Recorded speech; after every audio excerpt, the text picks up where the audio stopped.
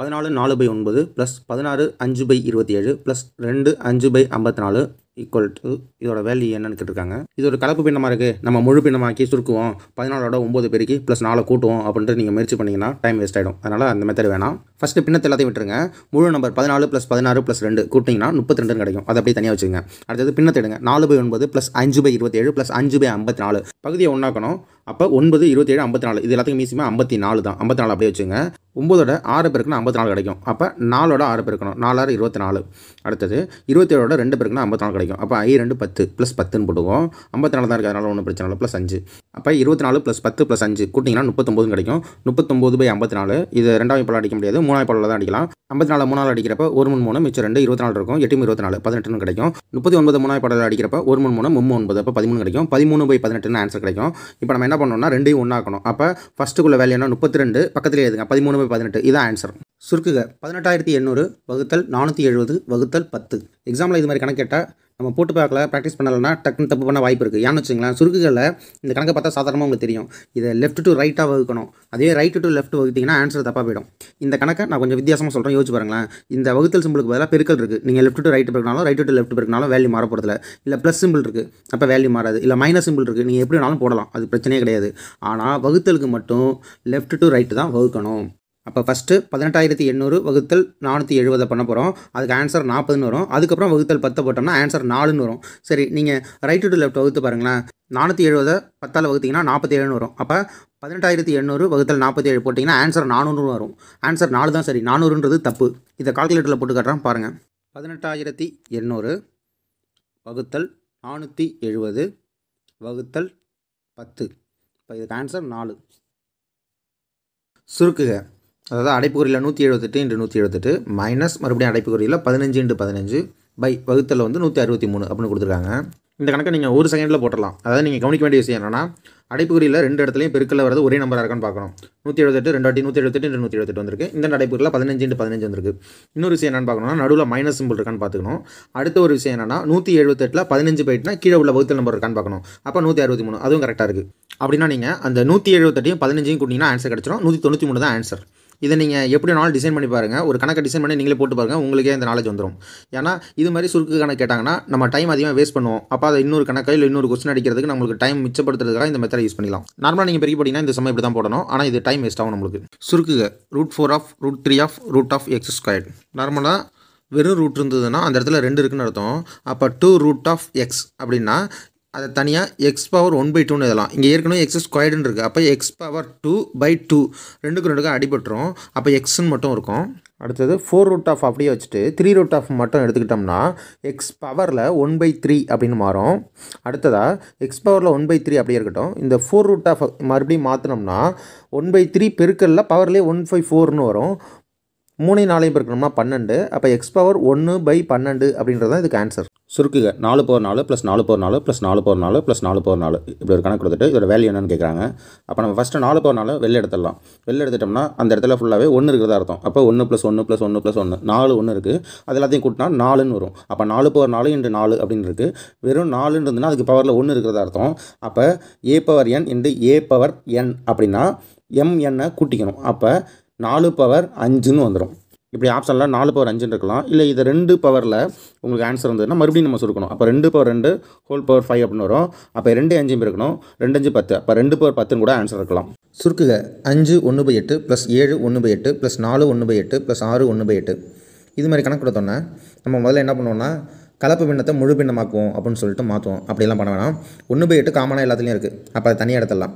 5 7 4 6 இந்த 4 நம்பரையும் கூட்டிங்கன்னா 22. 1/8 + 1/8 + 1/8 + 1/8 8 காமனாக இருக்கனால மேலே உள்ள எல்லா நம்பரையும் கூட்டிடலாம். அப்போ 1 1 1 1 4 1 இருக்கா 4/8ன்னு வரும். அப்போ 22 4/8 1 நாங்கள் 2 8ன்னு எடுத்துடலாம். அப்போ 22 1/2 இதான் ஆன்சர். சுருக்குக கணக்குகளில் இந்த ஃபார்முலா தெரிஞ்சுக்கிறது ரொம்ப அவசியம். √(x √(x √(x √(x) n equal to என்ன வேல்யூ அப்படின்னு கேட்க வாய்ப்புகள் இருக்குது. ஏன்னா இதை கேள்வியாக கூட கேட்க வாய்ப்பு இருக்குது. 4 ஆப்ஷன் தரேன், யோசிச்சு பாருங்களேன். x⁻2n x⁻2n - 1 x⁻2n - 1/2n x⁻2n/2n - 1 அப்படின்ட்டு 4 ஆப்ஷன் இருக்குது. அப்போ நம்ம அந்த ஆப்ஷனை பார்க்குறப்ப குழப்பம் வந்துடும். இதை கொஞ்சம் தெளிவாக இந்த ஃபார்முலா தெரிஞ்சிருக்கணும். தெரிஞ்சிருந்தால் ஆன்சரை நீங்கள் அடிச்சிடலாம். சரி, அடுத்த ஃபார்முலா வாங்க. √(x √(x √(x √(x) .. இதோட வேல்யூ என்ன அப்படின்னு கேட்டிங்கன்னா ரூட்டுக்குள்ளே என்ன வேல்யூ இருக்கோ அதுதான் எக்ஸ் தான் வேல்யூ. √3 இது அந்த ஃபார்முலாவில் போட்டு பார்த்துருக்கேன். 3/15/16 வேல்யூ வந்திருக்கு. டேட்டா போடணும்னு நினச்சிங்கன்னா எத்தனை ரூட் இருக்குன்னு பாருங்கள். 1 2 3 4 ரூட் இருக்குது. அப்போ 2/4 அதோட வேல்யூ 16. அப்போ ரூட்டுக்குள்ளே 3 இருக்குது. அப்போ 3 பவர் அந்த 16ல் 1 போயிட்டுனா 15/16 அவ்வளோதான் ஆன்சர். சரி, அடுத்த கணக்கு நான் இப்போ போட்ட கணக்கு எல்லாத்தையும் அடிச்சுட்டு அந்த ஏற்கனவே கொடுத்துருந்த கணக்கில் டாட் இன்ஃபினிட்டின்னு கொடுக்குறேன். இதோட வேல்யூ என்ன? அப்போ ரூட்டுக்குள்ளே என்ன இருக்கோ அதான் வேல்யூ. அப்போ 3 தான் இதுக்கு ஆன்சர். √3n = 81 எனில் எண்ணின் மதிப்பு காண்க. இதே மாதிரி கணக்குகளில் ரூட்டுக்குள்ளே என்ன நம்பர் இருக்கோ அதோட மடங்கு தான் ஈக்குவலுக்கு அந்தாண்ட இருக்கும் அப்படின்றத ஃபஸ்ட்டு ஞாபகம் வச்சுங்க. சாதாரணமாக ரூட்டுக்கு முன்னாடி எதுவுமே நம்பர் இல்லைன்னா 2 அப்படின்னு தான் அர்த்தம்.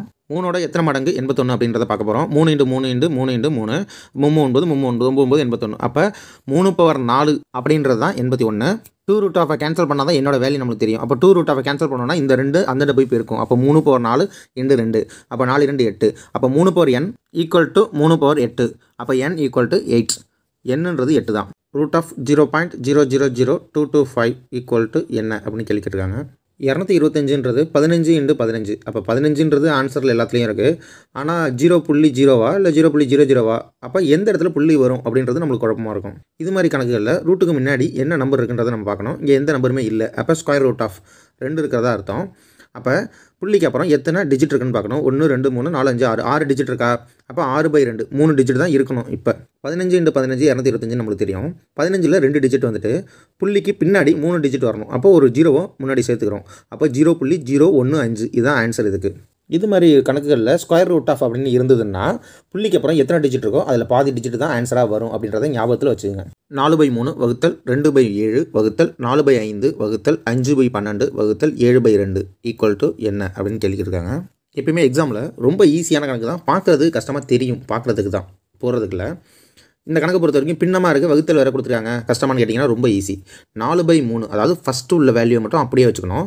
பாக்கி எல்லா வேல்யூவும் தலையிலேயே மாற்றி பெருக்குனிங்கன்னா ஆன்சர் கிடச்சிடும். அவ்வளோதான். அப்போ 4/3 × 2/7 மாற்றி எழுதுங்க 7/2 × 4/5 மாற்றி எழுதுங்க 5/4 × 5/12 மாற்றி எழுதிங்கன்னா 12/5 × 7/2 மாற்றி எழுதுங்க 2/7.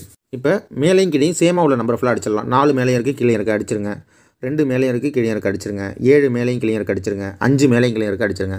மிச்சம் என்ன தான் இருக்குன்னா 12/3 இருக்குது. 1 3 4 12. அப்போ இந்த கணக்குக்கு விடை 4. 3 பவரில் 0.36 × 81 பவரில் 0.16 = என்ன அப்படின்னு கேட்குறாங்க. இது மாதிரி கணக்கை நம்ம பார்க்குறதுக்கு ரொம்ப வித்தியாசமாக இருக்கும். ஏன்னா பவரில் புள்ளி வச்ச வேல்யூ அதாவது பாயிண்டில் வருது. ஆனால் ரொம்ப ஈஸியாகவே இந்த கணக்கை போட்டுறோம். நம்ம பெருக்கல்ல இது மாதிரி கணக்குகள் வர்றப்ப அடிமான ரெண்டையும் ஒன்றாக்கிட்டோம்னா அடுக்குகள் ரெண்டையும் கூட்டிடலாம். எப்படின்னா a/m × a/n = a/m+n அப்படின்ற ஃபார்முலா யூஸ் பண்ணி. சரி, 3/0.36 அதை அப்படியே வச்சுங்க. 81 அப்படின்றத 3/4ன்னு எழுதலாம். அப்போ × 3/4 அடைப்புக்குறி போட்டு மேலே 0.16ன்னு எழுதுங்க. இப்போ அடுத்த ஸ்டெப் இந்த 4ஐயும் 0.16ஐயும் பெருக்கிடலாம். அப்போ 0.64ன்னு வரும். அப்போ ரெண்டையும் கூட்டிட வேண்டியதான். ஏன்னா a/m × a/n கான்செப்டில் இருக்குது. 0.36ஐயும் 0.64ஐயும் கூட்டிங்கன்னா 1 வரும். அப்போ 3/1. அப்போ இதுக்கு ஆன்சர் 3. 3 தான் இதுக்கு விடை. √(x + 6/4 = 8 எனில் எக்ஸின் மதிப்பு காண்க. இந்த கணக்கில் ரூட்டை கேன்சல் பண்ணால் தான் நம்ம எக்ஸோட வேல்யூ கண்டுபிடிக்கலாம். அப்போ ரூட்டை கேன்சல் பண்ணால் என்ன பண்ணணும்? 2 பக்கமும் ஸ்கொயர் பண்ணணும். அப்போ ரூட்டை ஸ்கொயர் பண்ணுறப்போ ரூட்டு கேன்சல் ஆகிடும். இந்த 8² வரும். அப்போ 8² வேல்யூ வந்து 64. அப்போ x + 6/4 = 64. அப்போ x + 6 இந்த 4 வந்து வகுத்தில் உள்ளது போய் பெருக்கும் 64ஓட. அப்போ 256ன்னு வரும். x + 6 ஈக்குவலுக்கு அந்தந்த பரப்போ -6ன்னு வரும். அப்போ 256 - 6 போயிட்டுனா 250. அப்போ எக்ஸோட வேல்யூ 250. x⁻32 வர்க்கமூலம் காண்க. பொதுவாக வர்க்கமூலம்னா இப்போ 9 அதுக்கு வர்க்கமூலம் 3 × 3 3ன்னு போடுவோம். 16 அதுக்கு வர்க்கமூலம் 4 × 4 4ன்னு போடுவோம். இது மாதிரி பவரில் ஒரு நம்பர் இருக்குது, அதுக்கு வர்க்கமூலம் எடுக்கணும்னா அந்த பவரில் உள்ள நம்பரில் பாதி தான் வர்க்கமூலம். அதாவது 32 இருக்குது. அப்போ /2 அடிச்சிங்கன்னா 16. அப்போ x⁻16 தான் இதோட வர்க்கமூலம். இப்போ உங்களுக்கு கணக்கு கொடுக்குறேன். 9 x⁻18 வர்க்கமூலம் காண்க. 9க்கு வர்க்கமூலம் 3ன்னு நம்மளுக்கு தெரியும். x⁻8 அதோட பாதி வேல்யூ 4. அப்போ 8/2 அதை அடிச்சு போட்டோம்னா 4 தானே வரும். அப்போ 3x⁻4 இதுதான் ஆன்சர். சுருக்குக 5000 - 5000 ÷ 10. இந்த கணக்கை பார்த்தோன்னா டக்குன்னு 5000ல் 1000 போயிட்டா 0 / 10 0 ஆன்சராக அடிச்சிருவோம். இது வந்து போர்ட் மாஸ், அதாவது அந்த வள்ளல் பெயர் கூட கர்ணன் தானே அப்படின்ற மெத்தடை யூஸ் பண்ணி தான் இதை போடணும். இல்லைனா ஆன்சர் தப்பாயிடும். அடைப்புக்குறியில் 5000 - 5000 ÷ 10ன்னு இருக்குது. இதுக்கு ஆன்சர் 0 தான். இது நம்ம பார்த்தாலே தெரியும். முதல் கணக்குக்கு 5000த்தை 10ஆல் வகுத்தோம்னா 500ன்னு கிடைக்கும். அப்போ 5000 அதில் -500 போயிடுச்சுன்னா 4500 ஆன்சர். ரெண்டாவது கணக்குக்கு அடைப்புக்குறிக்குள்ள உள்ளது தான் முதல்ல பண்ணணும். அப்போ 5000ல் 1000 போயிட்டா 0 / 10. அப்போ 0 தான் இதுக்கு ஆன்சர். சுருக்க 40% of Q division 2 = 176. 40%. அப்போ 40/100 ஆஃப்ன்றதுனால பெருக்கல் போட்டுங்க. q வகுத்தல் 2 அப்போ q/2 ஈக்குவல் 120. 40 ஒரு ஜீரோவுக்கு 100 ஒரு ஜீரோ அடிப்பட்டுரும். 1 2 2 2 4 மேலே 2 தான் இருக்கும். அப்போ tq/10 ஈக்குவல் 120 வரும். 2q அப்படியே வச்சுக்கோங்க. இந்த வகுத்தில் உள்ள 10 ஈக்குவலுக்கு அந்த பெருக்கலுக்கு போகும். அப்போ 1200 வரும். அப்போ q ஈக்குவல் டு 1200 இந்த பெருக்கல் உள்ள 2 வகுத்தலில் போயிடும். அப்போ 600ன்னு ஆன்சர் கிடைக்கும். q 600. சுருக்கு 9/4 மைனஸ் 9/2. இதே மாதிரி கணக்கு நம்ம 9 × 9 × 9 × 9 9 81. அப்போ 81 × 81 அப்படின்னு போட்டோம்னா கொஞ்சம் லேட் ஆகும். நம்மளுக்கு டைம் ரொம்ப முக்கியம். அதனால் நம்ம இதை ஈஸியாக போடுறது பார்க்கலாம். 9/4 மைனஸ் 9/2. அப்போ 9/2 காமனாக வெளில எடுத்துடலாம். அப்போ அடைப்புக்குறியில் 9/2 மைனஸ் 1 இருக்கும். 9 9 81. அதே மாதிரி அடைப்புக்குறிக்குள்ளே 9 9 81 மைனஸ் 1. அப்போ 81 × 1 போயிடுச்சுன்னா 80 தானே. 80 2 பெருக்குனிங்கன்னா 6480.